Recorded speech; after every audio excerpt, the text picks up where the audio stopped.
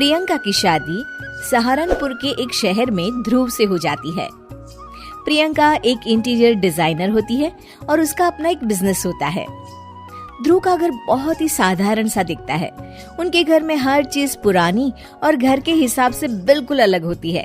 प्रियंका को लगता है कि वो इस घर को बहुत ही सुंदर बना सकती है। ध्रुव, ये घर बहुत ही पुराने तरीके से डेकोरेटेड है। अच्छा, मुझे तो नहीं लगता। कभी ध्यान दोगे तो लगेगा ना। ऐसा लगता है कि हम शहर में रहकर भी गांव में रहते हैं। अच्छा, तो इस दिवाली तुम्हारे मनपसंद कलर से पेंट करवा देंगे, ठीक है? ओहो, पेंट से क्या होगा? ये फर्नीचर इतना पुराना हो गया है, खुद कह देता होगा कभी तो, भगवान के लिए बदल दो, भगवान के लिए मुझे बदल दो। कुछ भी बोलती हो तुम प्रियंका। अरे कितना सुंदर लगता है ये सोफा। हाँ, साइज देखा है इस घर के फर्नीचर का। ऐसा लगता है घर नहीं गोडाउन है।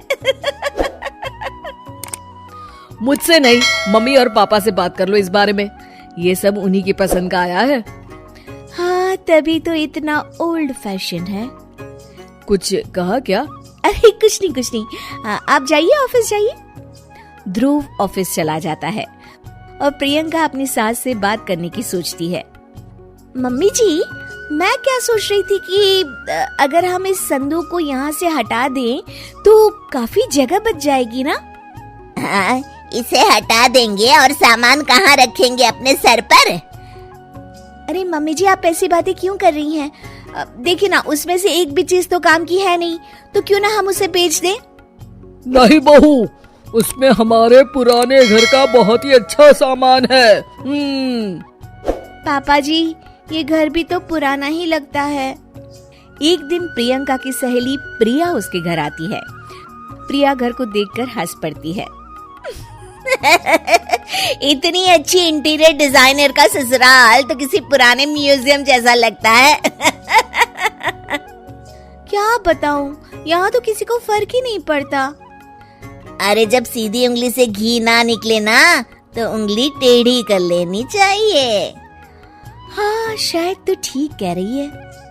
अगले दिन प्रियंका की सास सोफे पर बैठी होती है तो देखती है कि सोफे का कपड़ा नीचे से फट गया है। अरे ये क्या, ये कपड़ा कैसे फट गया? मम्मी जी, मुझे लगता है कि ये किसी चूहे का काम है। क्या? चूहा? फिर से? सास सोफे पर चढ़ जाती है।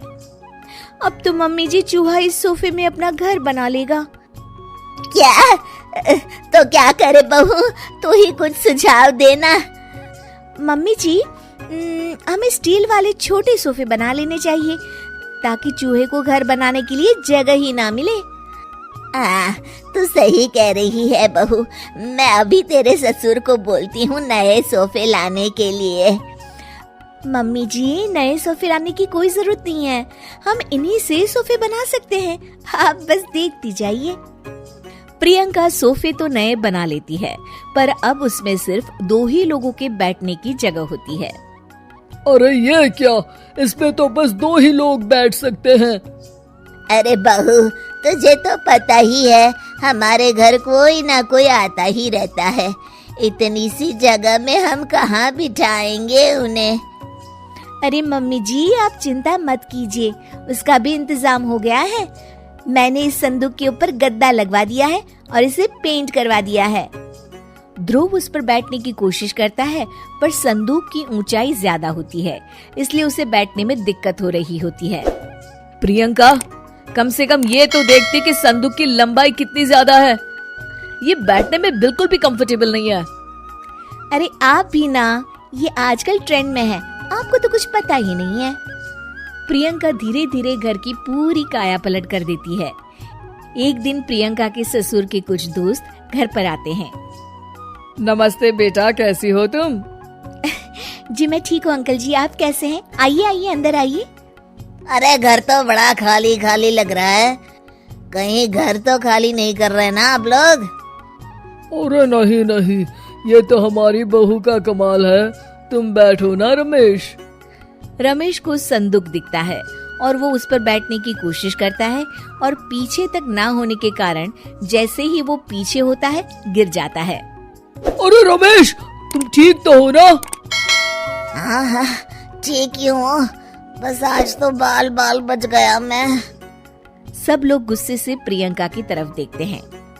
अब रमेश अंकल को बैठना नहीं आता तो इसमें संदूक की क्या गलती है? नहीं बहू, गलती तो हमारी है जो तुझे घर का मेकओवर करने दिया। सही कह रहे हैं आप।